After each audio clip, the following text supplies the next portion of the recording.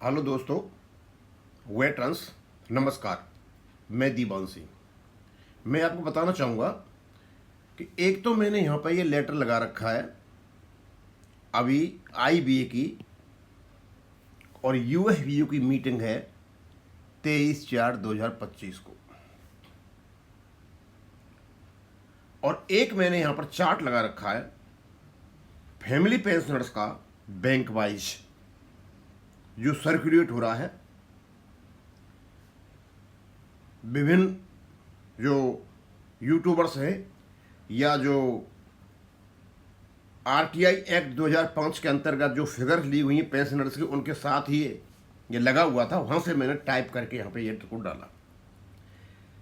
अब मीटिंग होने जा रही है 23/4/2025 को।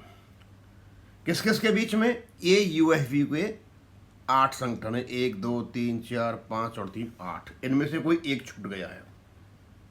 मीटिंग किससे जा रहे हैं? आईबीए के साथ करने के लिए। यानी आईबीए जो एक एम्प्लॉयर नहीं है, ये 8 की 8 एसोसिएशन ट्रेड यूनियन एक्ट 1926 के अंतर्गत बनी हुई है।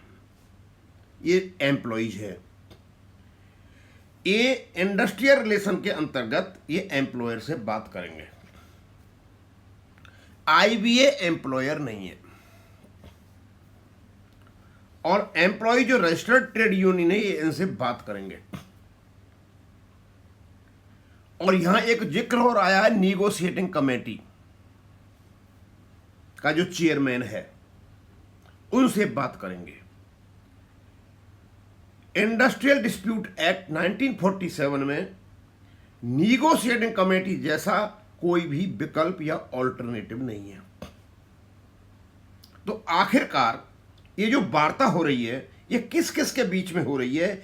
एक जागरूक सिटीजन होने के नाते इस देश का कुछ लीगल क्वेश्चंस हम आज आईबीए से, यूएफबीयू से, इवन लेबर कमिश्नर से, डीएफएस से और फाइनेंस मिनिस्ट्री से पूछेंगे। ये लिखते हैं ना आईबीए, इंडियन बैंक एसोसिएशन। अब इसका क्या अर्थ निकलता है? यानी ये जो एसोसिएशन है इंडियन बैंकों का है, जो इंडियन बैंक भारतीय कानून के अनुसार बने उनका एसोसिएशन है, या इंडिया में जो बैंक ऑपरेट करते हैं यानी फॉरेन बैंक को मिला करके उनका एसोसिएशन है। अब इनके जो नंबर है 250 लोग इसमें हैं, एसोसिएट मेंबर और ऑर्डिनरी मेंबर के नाम से। उसमें पब्लिक सेक्टर बैंक हैं, प्राइवेट बैंक हैं, फॉरेन बैंक हैं और फाइनेंशियल इंस्टीट्यूशंस हैं।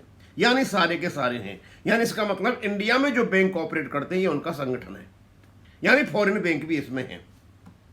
यानी आईबीए जिसमें फॉरेन बैंक भी हैं, वो हमारे पब्लिक सेक्टर बैंकों के 9 संगठनों से बात करता है, जो कि ना तो रजिस्टर्ड है, ना ये स्टेटरी बॉडी है, ना स्टेट है, ना स्टेट का कोई एजेंट है। तो हमें आईबीए ये बताए, आईबीए के नाम से, मैं ये नहीं कह रहा कि 12 पब्लिक सेक्टर बैंकों के जो सदस्य हैं वो इसमें रहते हैं, बात करते हैं। आईबीए हमें ये बताए कि यूएफबीयू के जो घटक दल हैं, जो ट्रेड यूनियन एक्ट 1926 के अंतर्गत जो बने हुए हैं, उनसे किस हैसियत से बात करते हैं। बात तो करनी चाहिए केवल और केवल बैंक के जो सीईओ साहब हैं या एमडी साहब हैं, सीएमडी साहब हैं, उनसे बात करनी, वो एम्प्लॉयर है। एक बात। दूसरा, हम यूएफबीयू के घटक दलों से ही पूछते हैं, भैया आप ये बताइए कि आपका कॉन्स्टिट्यूशन है ट्रेड यूनियन का जो बना हुआ है, ट्रेड यूनियन एक्ट 1926, आप एम्प्लॉई हो, आप बात करोगे एम्प्लॉयर से। आप एम्प्लॉयर से बात ना करके आप आईबीए से किस हैसियत में बात करते हो हमारे वेलफेयर के लिए? अब ये जो मीटिंग इन दोनों की होगी, इसमें होना जाना कुछ नहीं है, ये केवल आईवास है। जब इन पर जोर पड़ता है हमारे जैसे वीडियो जब आते हैं, जब इन तक पहुंचते हैं, इनको लगता है कि कुछ गड़बड़ हो रही है। ये पहले भी काफी बातें आ चुकी हैं और बहुत सारी चीजें पूछी जा रही हैं, लेकिन इस देश का एक सिटीजन होने के नाते, एक जागरूक सिटीजन होने के नाते, हम कुछ लीगल क्वेश्चंस तो पूछेंगे। तो आईबीए और यूएफबीयू ये बताए दोनों हमें कि आप आपस में किस हैसियत से बात करते हो, क्योंकि आपको इंडस्ट्रियल डिस्प्यूट एक्ट 1947 अनुमति नहीं देता है बात करने की।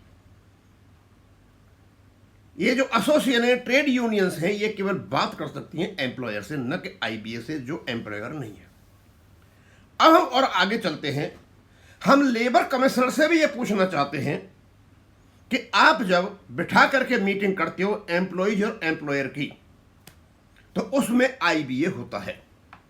आईबीए वहां किस हैसियत से पार्टिसिपेट करता है।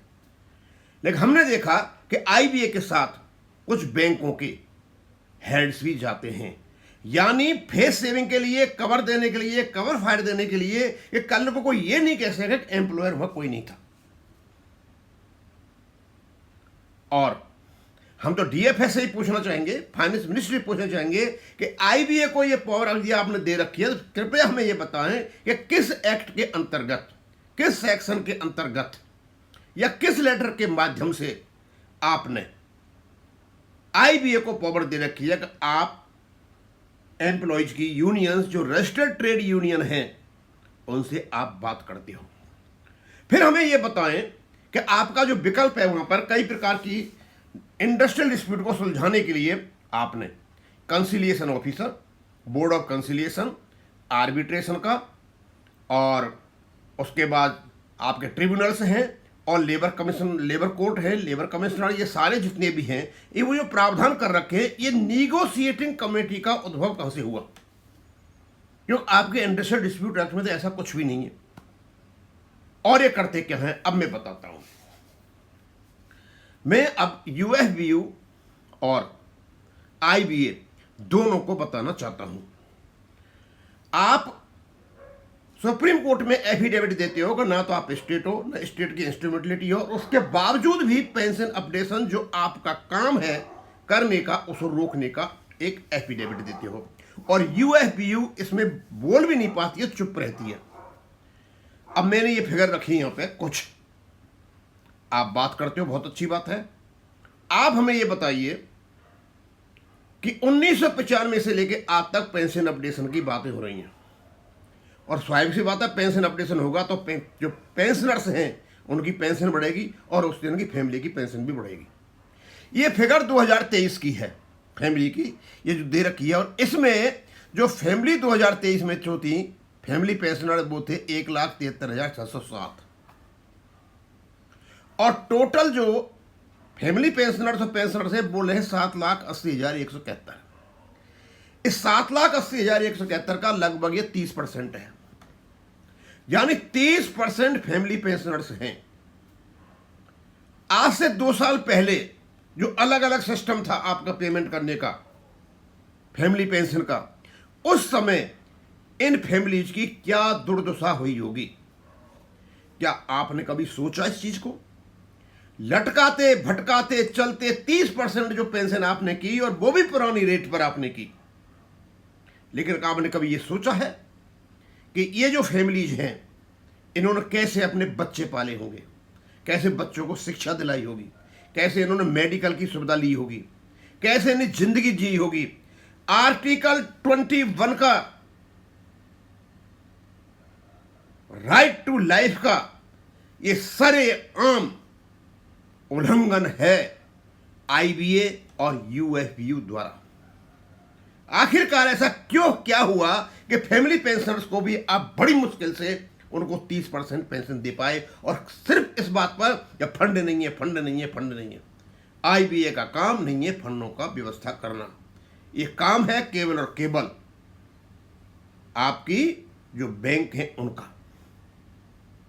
जो बैंकिंग कंपनी एक्ट 1970 और 80 है, जब नेशनलाइज बैंक हुए थे उस समय की जो स्टेटरी बॉडीज हैं, एग्जीक्यूटिव बॉडीज हैं, वो बैंक है, उनका काम है, आईबीए का नहीं। आईबीए बीच में जो पंगा डालता है फालतू का, इसका कोई भी मतलब नहीं है। आप हमें ये बताइए, हमने यहां पर सब फैमिलीज का दे रखा है। टोटल 2023 में स्टेट बैंक इंडिया में 70,866 थी, पंजाब नेशनल बैंक में 18,408 है, इंडियन ओवरसीज बैंक में 5,948 है। इस प्रकार आप पढ़ोगे, मैंने बड़ा स्पष्ट लिख रखा है।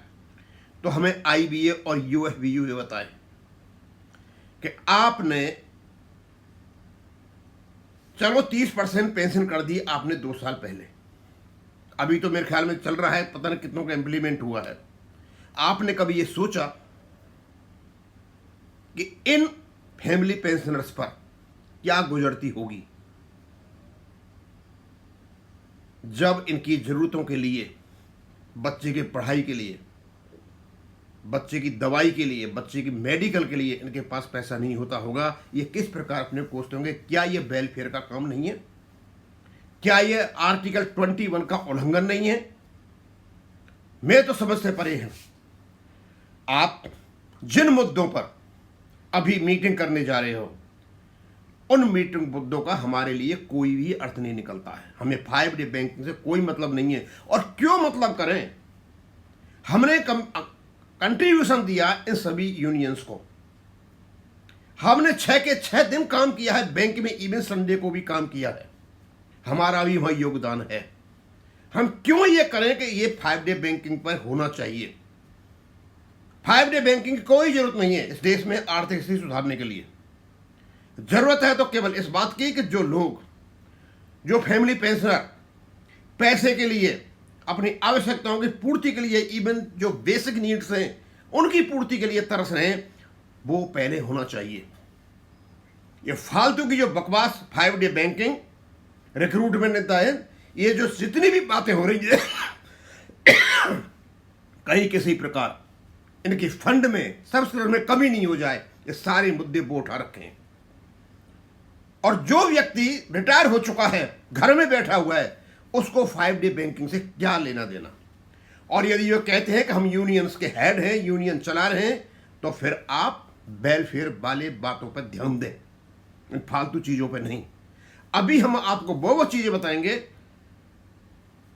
एक जागरूकता के लिए, एक जानकारी के लिए, जो शायद हमारे बैंकर्स को पता नहीं है।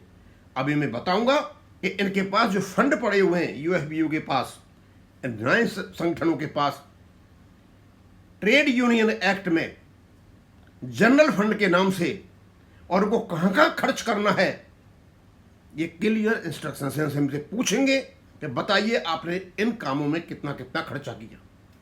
इवन इनको पॉलिटिकल फंड बनाने की भी छूट है। ये क्रिमिनल कॉन्स्पिरेसी इन पर नहीं हो सकती। लोग इकट्ठा करके बोलेंगे हम तो अपने वेलफेयर के लिए इकट्ठे हो रहे थे। सिविल के केस इन पर नहीं चल सकते। इनको छूट, इस छूट का और ये पैसे का जो इन्हें आनंद आ रहा है ना, उसकी वजह से हमारा पेंशन अपडेशन नहीं हो रहा है। और मुझे तो अचंभा आता है कि हमारे बैंकों के बहुत सारे वकील हैं, उन्होंने अब तक इन चीजों का कोर्ट में केस करना चाहिए था कि आईबीए एम्प्लॉयर नहीं है, ये किस हैसियत से यूएफबीयू से बात करता है। अब इसको मैं ही खत्म करूंगा। थैंक यू, धन्यवाद।